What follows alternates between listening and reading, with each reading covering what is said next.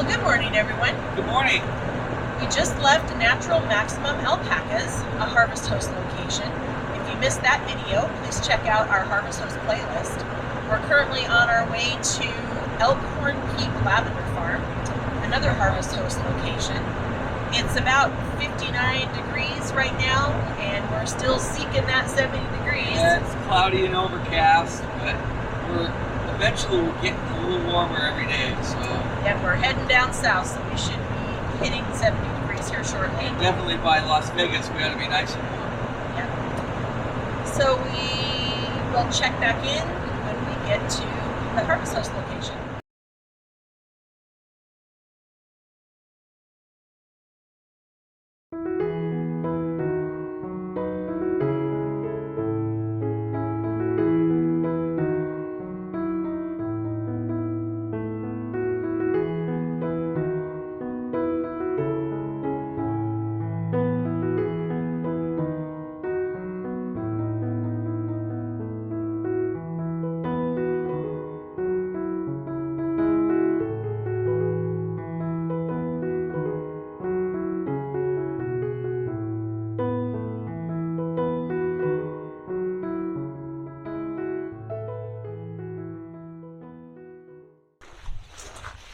I hear you guys are going over the spin. Yeah. Have you been there No, before? I haven't. I'm really It's excited. beautiful over there. Oh, wow. Wow. So I'll have her come on in. You go over when the lavender's in bloom? We do. That was something. So come on in and I'll explain this to you. This is our distiller. This is where we get the essential oil, how it's made through this process. It's from Portugal. They've been making them like this since the 1830s, and we just kind of fell in love with this design. So this is the one that we picked to use. So typically it would sit outside on that propane burner, but water goes down in this area, and the plant material is cut green and packed real tight into this column, roughly 35 pounds if I pack it good and tight. And then it gets sealed with a rye flour. Just make a dough with it and seal both these seams. And then when the water comes to boil, all the steam comes up through the plant material. The steam carries the oil and all the water soluble products of the plant through, this is the swan's neck, down into the condenser, and you can see it's got coils down in there. There'd be a constant supply of cold water running through the condenser. So when the steam hits that cold water, it condenses back the liquid, and what's called a distillate drips out of here. And what's in the distillate is two components. One is called a hydrosol. Are you familiar with hydrosols? Mm-hmm. Hydrosol is distilled water because of the process. It has all the water soluble components of the plant in it, and it has just an element of oil in suspension. So that's dripping out as well as the essential oil. And I collect that into here, and this is an oil separator. The oil is less dense than the hydrosol, so it floats on top. So these are set at different levels. So we collect the hydrosol out of here, and the oil drips out of there. Wow. That's super interesting. About the person who figured that out. Right. Yeah. I know. What were they doing? Yeah. So our the heaviest yielding variety we have is one called Provence, or Phenomenal. And I'll get 10 to 12 ounces of oil per distillation, equates to about a tablespoon per mature plant. So not a lot of oil. I get Wow. a couple gallons of the hydrosol, but just ounces of the oil, and that's the best producing one. The other end of the spectrum, we have one called Dutch White, and I get less than 2 ounces per Wow. distillation. And so after doing that one this year, I question whether Maybe grow that one again. yeah. So everything else is in between. We have 11 varieties. Some of them are new, so I haven't distilled them as their own oil yet. But yeah, that's how we make that. And then there's another type of distillation called a hydro distillation. What I explained was called a steam distillation. The hydro distillation, I let this hinge completely out of the way. I submerge all the plant material in the water, and then I put the cap on it, hook it up, Takes 3 times the length. It's just a slow boil. But what you get is, and it's really, the reason is to produce hydrosol that has a lot of oil in the hydrosol. So I get very little pure oil when I do it that way, because most of the oil stays in the hydrosol. And I only do that a couple times, and we just bottle that and we sell that as a hydrating mist or spray. But yeah, it definitely, you can smell both of them when you're in there. They both have different uses. The hydrosol, the standard hydrosol, it's a great cleaner. Windows, mirrors, stainless steel, any surface. And then it's also good for a skin toner, mosquito repellent, sunburn relief, abrasions, bug bites. So just a skin Wow, a soothing. lot of things. Yeah, and cleaning. So that's the versatile of that one. And then the hydro distillation produced oil, or hydrosol, like I said, it's got so much oil in it, I don't think you could do the cleaning with it. It would be good for all the skin applications, but it wouldn't be a good cleaner. Especially mosquito repellent. Yeah. Yeah. Yeah. And then this, I'll switch your places. This is a cleaner and a debudder. We cut hundreds of bouquets. That's a drying room. I've used this room as a drying room. I use my shop as a drying room. We cut culinary varieties. We'll dry those, debud those, and sell those culinary buds. And Michelle has products in the store using those. We have non-culinary varieties that I'll dry and debud, and we use those as craft buds for sachets and teddy bears and various things. And then we also cut and dry long stem bouquets just to sell as dried bouquets. But this machine debuds it and cleans it, and it's taken over what I used to do by hand, and it does a very good job. I bet. So it would take him an hour, it takes him 5 minutes. So Wow. pretend this is a dry bouquet, but anyway, you can see the stiff brushes here. Stick that in there. Oh, and just takes them right off. Strips the buds right off. Everything falls into here. It's a little lower at that end, so they just slowly start tumbling down. The fines and the shaft, I collect in a bin under here. The buds fall through here. I collect those in a bin under here. Broken stems and leaves just shoot on out the end. Wow. So yeah, it really is. It used to be my least favorite job, and now I don't mind doing it.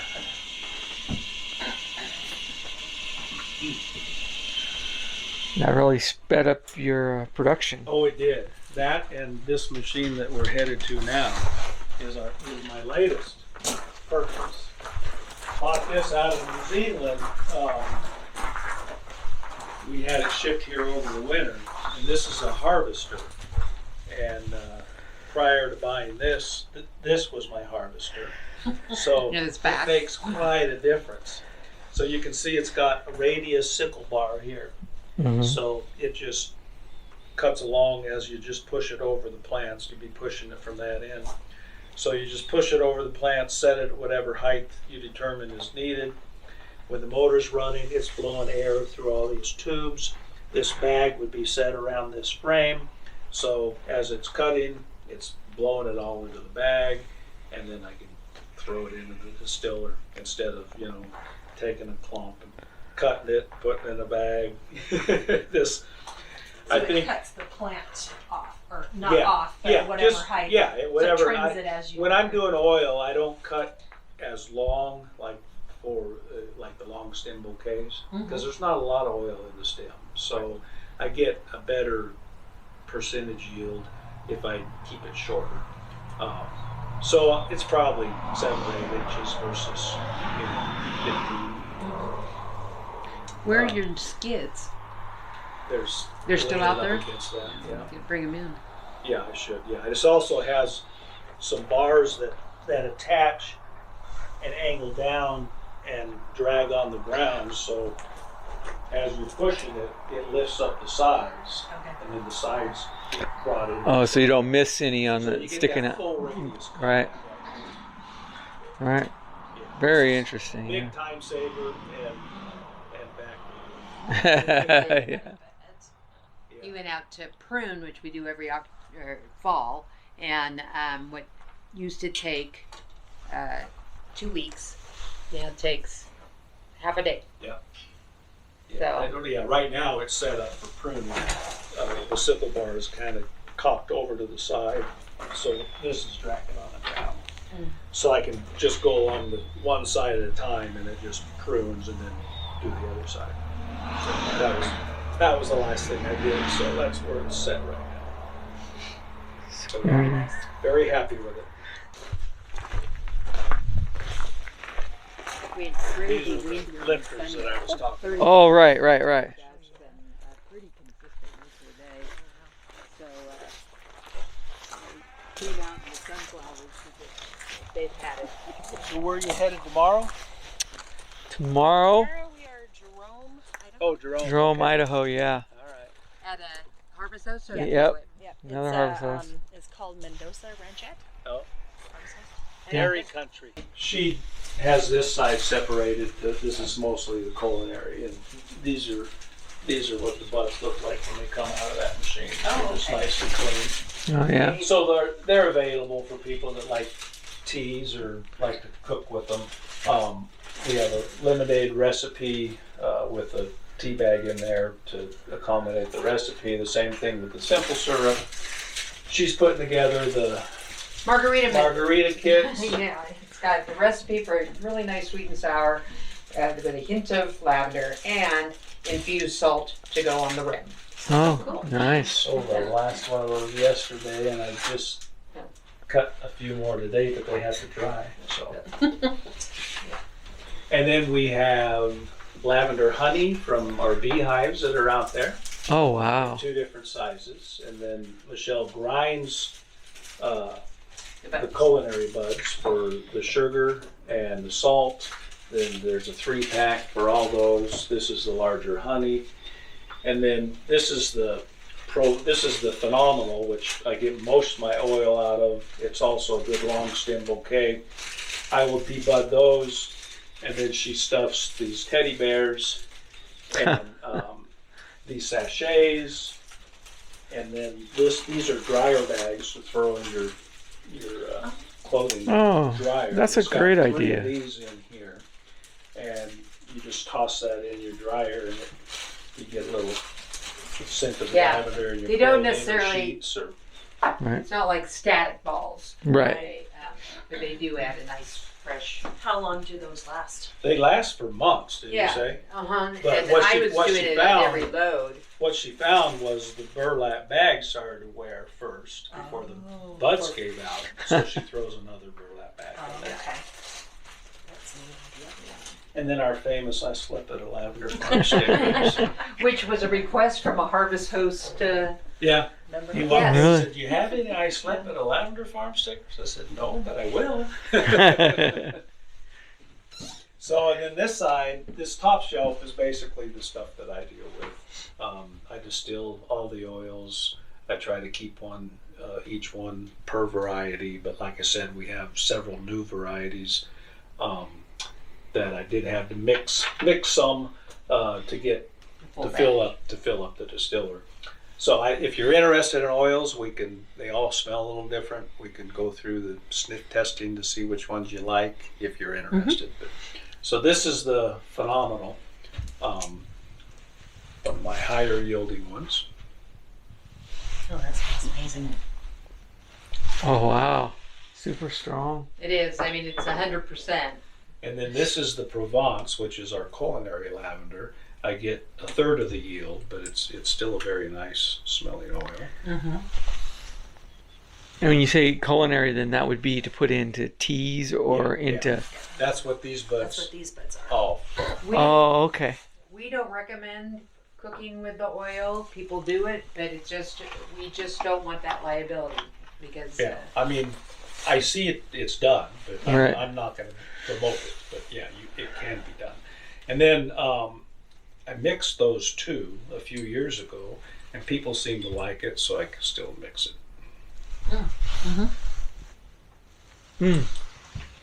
Very nice. And then we have this Violet Intrigue, which was a new one that I did have enough to do a. It's an English lavender. We do find a difference with English versus French. It's not quite as strong. No, it's definitely milder.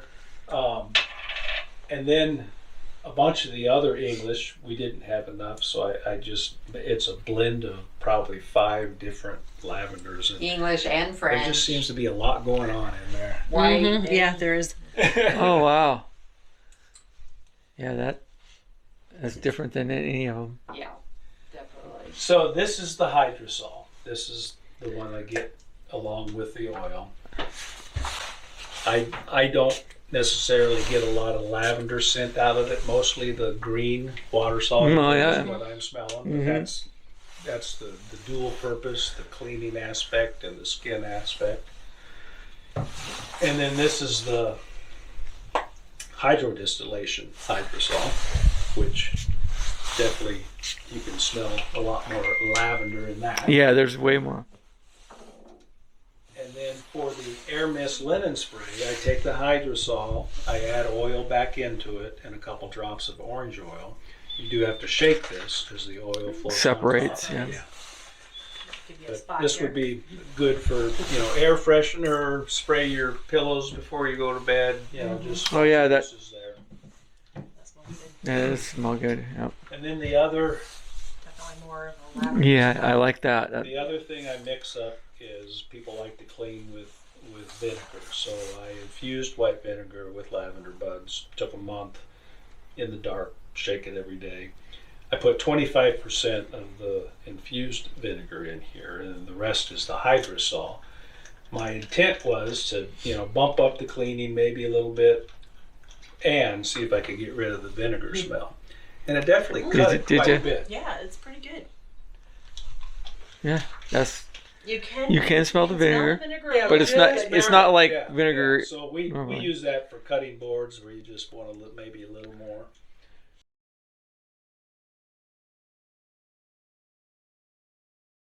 That's the numbers.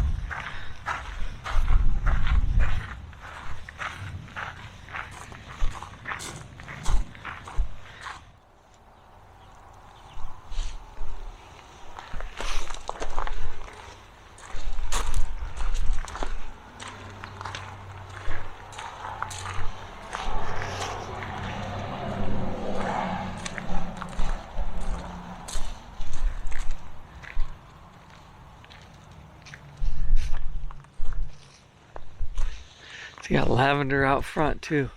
Looks like.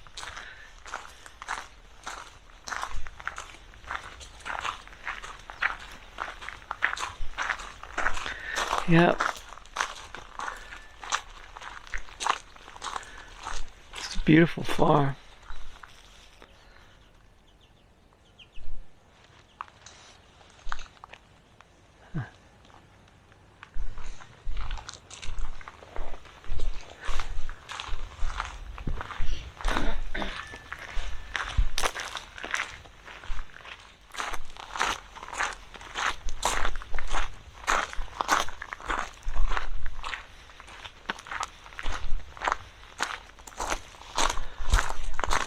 And the owners of this farm are just super nice. Really accommodating. Very pleasant. And the items in their store are very, very reasonably priced. So yeah, it's a nice day now that it quit raining. It rained and rained and rained while we were here.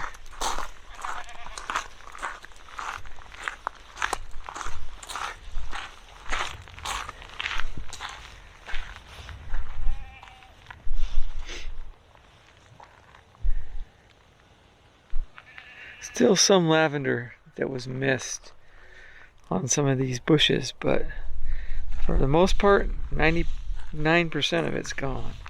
And it just perfumes the air. When I got out of the truck, it was sweet smelling.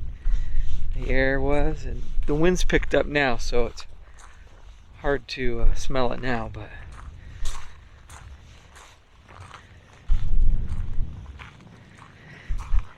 nice gravel place that's level to park. for the night.